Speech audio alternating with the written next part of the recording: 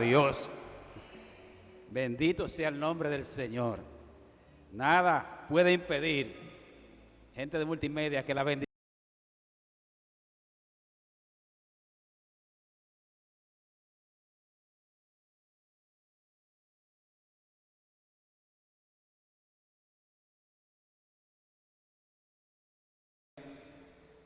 Adelantamos nuestro saludo especial para las personas que nos visitan. Tenemos varios esta mañana. Extrañamos a algunos hermanos, pero tenemos muchas visitas. Qué bueno. Evangelio de Juan, capítulo 11. Vamos a estar meditando por unos minutos y vamos a leer los versos del 17 al 27. Evangelio de Juan, capítulo 11, versos 17 al 27. Dice así la palabra del Señor. Vino pues Jesús y halló que hacía ya 4 días que Lázaro estaba en el sepulcro. Betania estaba cerca de Jerusalén como a 15 estadios. Y muchos de los judíos habían venido a Marta y a María para consolarlas por su hermano. Entonces Marta, cuando oyó que Jesús venía, salió a encontrarle, pero María se quedó en casa. Y Marta dijo a Jesús: Señor, si hubieses estado aquí, mi hermano no habría muerto. Mas también sé ahora que todo lo que pidas a Dios, Dios te lo dará. Jesús le dijo: tu hermano resucitará.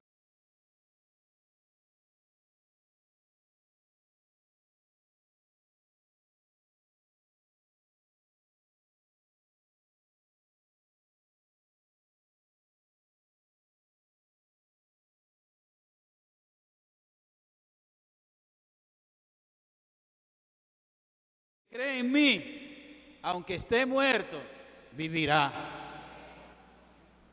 Y todo aquel que vive y cree en mí, no morirá eternamente. ¿Crees esto?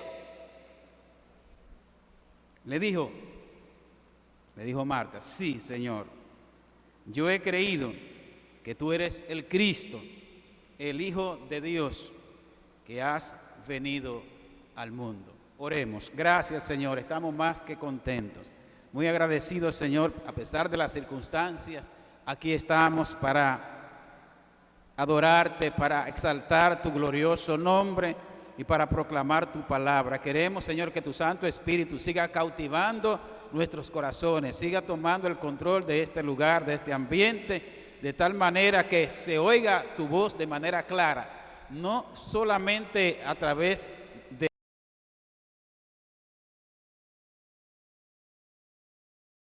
inclinar la mente y el corazón, los oídos de todo lo que estamos aquí, de todo lo que están en sus hogares, viendo o escuchando este culto, de tal manera, oh Dios, que solo estemos atentos, Señor, a ti, a lo que tú traes para cada uno de nosotros. Señor, úsame conforme a tu voluntad, en el nombre de Jesús. Amén.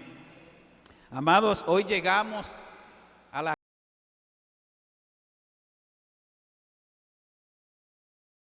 de mensajes que comenzamos ya hace un tiempo con el tema Los yo soy de Jesús, su significado y sus implicaciones en nuestras vidas. Y hoy tenemos un tema, amados, que yo diría que nos llega en un momento importante, en un momento estelar, en un año que ha sido un año difícil, fuerte para nosotros, para la iglesia, para muchas familias aquí donde seres queridos, amigos nuestros se han ido a la presencia del Señor. No hay coincidencia, ¿verdad? No hay casualidad en el Señor de permitirnos traer esta palabra. Todos hemos sido afectados por esa partida de seres queridos, pero gloria a Dios que hay palabras de vida y de esperanza para cada uno de nosotros. Y es importante que nosotros veamos un poquito el contexto de esta declaración de Jesús. Ya leímos el pasaje. Jesús hace esta declaración antes de resucitar a Lázaro, que como nosotros sabemos, tenía dos hermanas, se llamaban Marta y María, con las cuales Jesús tenía una gran amistad, diríamos, íntima, muy cercana. Tanto así que Jesús acostumbraba a pernoctar, es decir, a quedarse en la casa de esos amigos, de Marta, María y Lázaro. Y ellos vivían en una aldea, vamos a decir, un campito, en buen dominicano, llamada Betania, que quedaba a más o menos 3.2 kilómetros de la ciudad de Jerusalén. Y ese hogar de Marta, María y Lázaro, yo lo llamo, y no caería en irreverencia, en la casa de campo de Jesús. Si todos los que vivimos en la urbe a veces nos apartamos y vamos a ciertos lugares, y hay personas que tienen su casa de campo, donde van a botar el golpe, sí, decimos nosotros. Y podríamos decir que ese hogar de los amigos de Jesús era como ese oasis, ese ambiente relajado, si se puede decir así, donde Jesús botaba el golpe de las controversias, de las tensiones de la ciudad de Jerusalén. Y allí, como sabemos, esa familia los recibía y allí Jesús comía con ellos. Así que Jesús compartía y sabemos que esa familia lo trataba muy bien, y sabemos también por la historia que María siempre estaba a los pies del maestro escuchando sus enseñanzas, mientras Marta estaba sirviendo en la cocina. No vamos a hablar de esa parte. Entonces vamos a ver algunos detalles de esa historia que creo que la mayoría la conocemos. Dice la palabra que Jesús fue notificado de que Lázaro estaba muy enfermo, y de inmediato cuando Jesús supo la noticia, Él dijo estas palabras: esta enfermedad no es para muerte, sino para que el Hijo del Hombre sea glorificado por medio de ella. Vamos a agarrar esa palabra primero. Esta enfermedad no es para muerte, sino para que el Hijo de Dios, el Hijo del Hombre, sea glorificado por medio de ella. Y yo quisiera llamar a la atención o decirles en esta mañana, amados hermanos, que la enfermedad y hasta la muerte, oigan bien, no puede ser interpretada, no tenemos que entender que sea una evidencia de que hemos pecado o que es un juicio o un castigo de Dios para nosotros. Por si acaso, porque a veces pudiéramos alguien pensar que una enfermedad catastrófica, una larga enfermedad, pudiera ser un castigo de Dios. No necesariamente. Digo no necesariamente porque puede haber casos, y lo hubo en la historia bíblica, sí, de que Dios tuvo que, ¿verdad?, disciplinar a través de una enfermedad. No queremos llamarlo así castigo, especialmente para los hijos de Dios.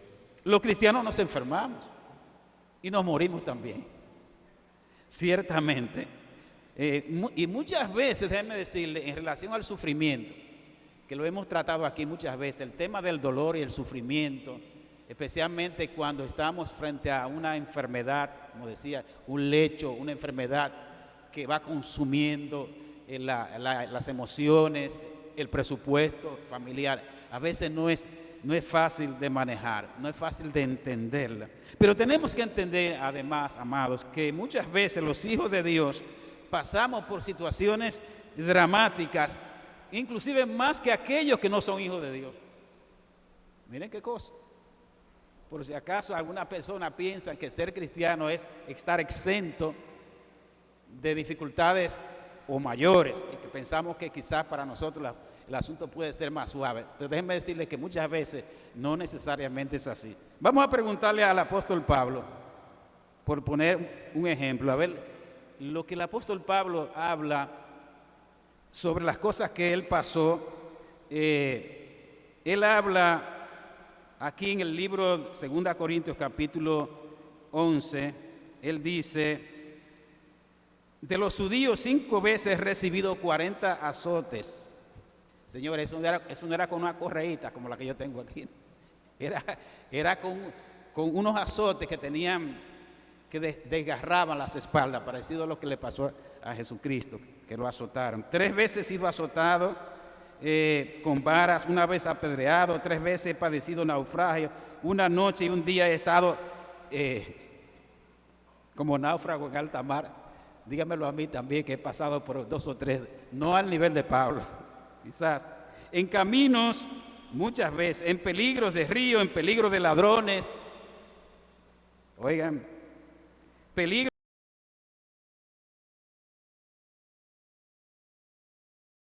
en el mar, peligro entre falsos hermanos, de todo un poco. En trabajo, en fatiga, en muchos desvelos.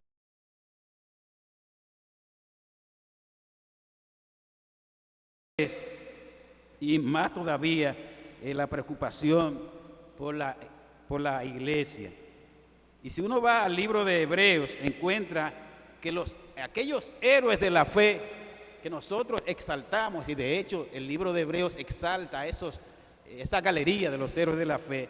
Miren lo que dice de esta gente, de las cosas que pasaron, de los problemas que vivieron. Ellos experimentaron vituperios, azotes, prisiones, cárceles, fueron apedreados, aserrados.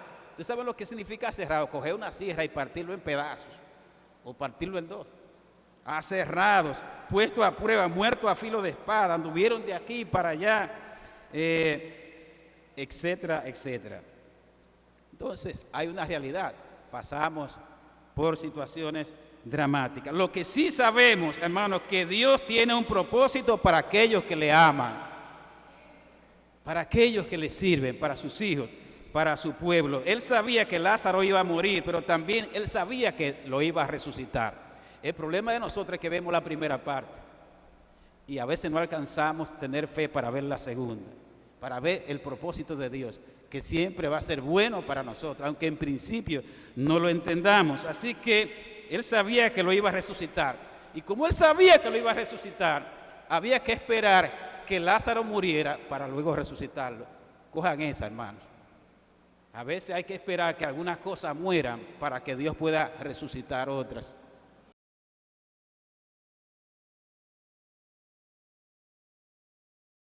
Se atrasó.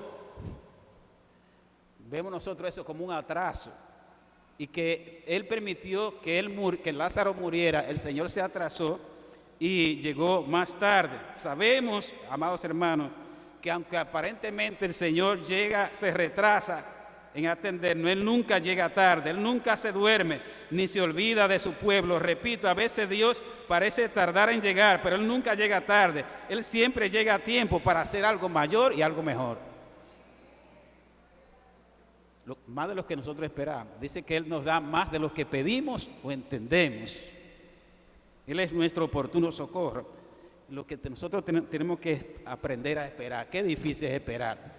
Dice el salmista: pacientemente esperé a Jehová, y Él se inclinó a mí y oyó mi clamor, y me sacó del pozo de la desesperación, ¿verdad? Puso mis pies sobre peña y enderezó mis pasos, y añade, y puso luego en mi boca cántico nuevo. Eso es lo que hace el Señor, que aunque permite que seamos sometidos a situaciones dramáticas, también para que su nombre sea glorificado, Él entonces hace su obra. Veamos algunos detalles del evento. Lázaro muere, Jesús llega 4 días después, y allí había un banquete.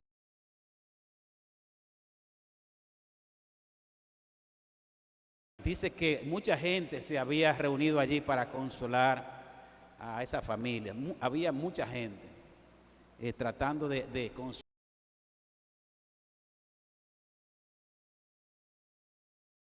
Esa gente fueran testigos del poder.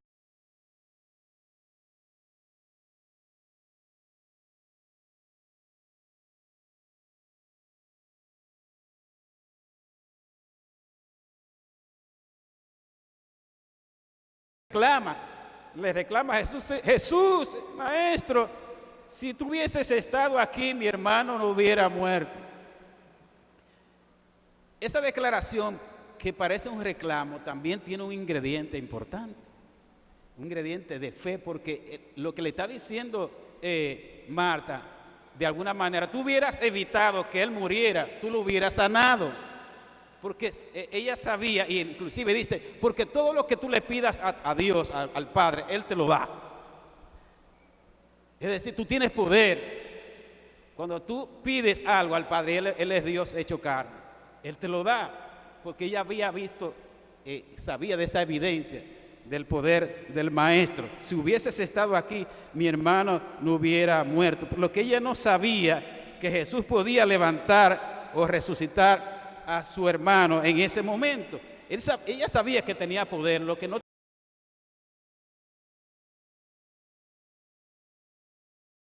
importante eso. Sabemos que no solamente el Señor puede levantar a un enfermo, nosotros sabemos que Dios tiene poder para levantar a los muertos, espirituales y físicos también.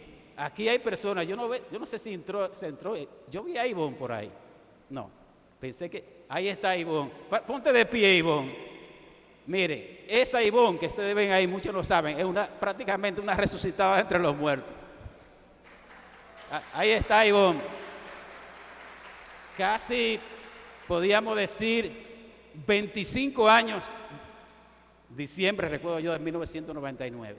Un milagro increíble. No tenemos detalles, muchos lo conocen, luego lo podemos decir. La promesa de Jesús y la declaración a Marta fue, tu hermano resucitará. Y Marta le dice, pero yo lo sé. Porque también Marta sabía que había una resurrección en el día postrero, en el día final. Y Jesús le había hablado de eso.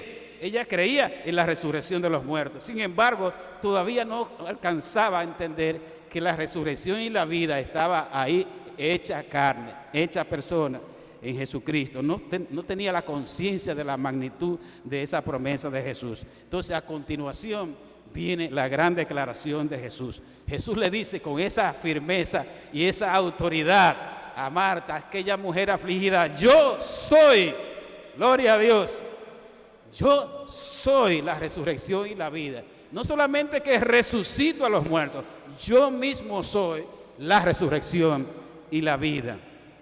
El que cree en mí, aunque esté muerto, vivirá. Vivirá física y espiritualmente. Dice la palabra en Juan 5:24, el que oye mi palabra y crea al que me envió, no vendrá a condenación, sino que ha pasado de muerte a vida. Solo Dios, el Padre y el Hijo tienen potestad de dar vida y resucitar a los muertos. Y esto podemos verlo en las resurrecciones que pasaron en el Antiguo Testamento. Leímos hace un ratito el hijo de la tsunamita a través del profeta, por poner un ejemplo. También en la resurrección de la hija de Jairo, ¿recuerda? En la resurrección del hijo de la viuda de Naín. Pero todas estas personas que fueron resucitadas vivieron por un tiempo y se volvieron a morir, aunque en la resurrección final, ¿verdad?, resuciten por fe, lo creemos que eso va a ocurrir. Pero hubo alguien, porque Jesús hizo estos milagros antes de morir y resucitar. Hubo alguien que murió, pero no se quedó en la tumba fría, sino que resucitó al tercer día. ¿Quién fue? Cristo. Pero esa resurrección fue una resurrección para la eternidad, para no volver a morir. De manera que Él se convierte en la primicia, en el primero en resucitar para la eternidad, para que todos los que vienen detrás de Él también puedan resucitar, puedan tener esa resurrección eterna. Los que crean en Él han de resucitar. Él es la garantía de la salvación eterna. Tenemos una esperanza viva, dice el libro de Pedro. El que cree en mí, aunque esté muerto, vivirá. Y todo aquel que vive, oigan bien, no que vive físicamente, porque muchos viven o existen, pero no viven realmente. Los que viven por Cristo y creen en Él no morirán eternamente. Es decir, que los nuestros que han muerto en el Señor y aquellos que no conocemos no están yaciendo en esa tumba fría para quedarse ahí, sino para que en el día, ya primero su espíritu está con el Señor, pero su cuerpo espera aquel momento glorioso cuando suene la trompeta, porque se tocará la trompeta. Y dice la palabra de Dios que los muertos en Cristo resucitarán primero. Gloria a Dios, porque al final la muerte será vencida. La resurrección pone fin a la muerte. En consecuencia, la muerte no tiene más nada que hacer. Ya la muerte ha sido vencida por nuestro Señor Jesucristo. Pablo dice, ¿dónde está, oh muerte, tu aguijón? ¿Dónde está, sepulcro, tu victoria? Ya ese aguijón, ya esa potestad le fue quitada por nuestro Señor Jesucristo. La pregunta a Marta y hoy a nosotros es, ¿crees esto? ¿Quiénes creen en esto? ¿Crees esto? ¿De verdad? ¿Crees esto? Marta quedó, si ustedes quieren, derretida, convencida, impactada con esto que Jesús le estaba diciendo. Y dice, sí, Señor, yo creo. Y esa declaración de Marta no fue una declaración de labios. Yo entiendo como mucha gente dice, sí, Señor, yo creo. Sí, Señor, muchas cosas. Hasta te seguiré donde quiera que vaya, como dijo aquel hombre. Pero no hay una convicción real y profunda. Pero sí la de Marta. Sí, Señor, yo he creído. Miren qué declaración. No una declaración cualquiera. Yo he creído que tú eres el Cristo. Y eso tenía un significado poderoso en ese momento, porque el Cristo es el Mesías que los judíos no recibieron ni han recibido. Mas esta mujer, Marta, reconoció no solamente que este era su amigo, que era un profeta, que Dios lo respondía, sino que ese personaje era el Mesías esperado, el ungido de Dios, el que Dios había enviado. Y no solamente dice, tú eres el Cristo, el Hijo de Dios que ha venido al mundo. Parecida algo a la de Pedro, tú eres el Cristo, el Hijo del Dios viviente. ¿Y tú qué dices en esta mañana, amigo? Y nosotros como iglesia, como hermanos, como pueblo de Dios, ¿qué decimos? ¿Creemos esto? Yo quiero que tengamos un momento especial. Póngase de pie. Vamos a tener un momento especial. Y yo quiero que estemos en oración en este momento, porque queremos que Dios haga algo. Digo, no es que no está haciendo nada, Dios está haciendo algo especial, pero queremos que esta palabra de Dios, Dios en su gran misericordia, haga una obra especial en muchos de nosotros.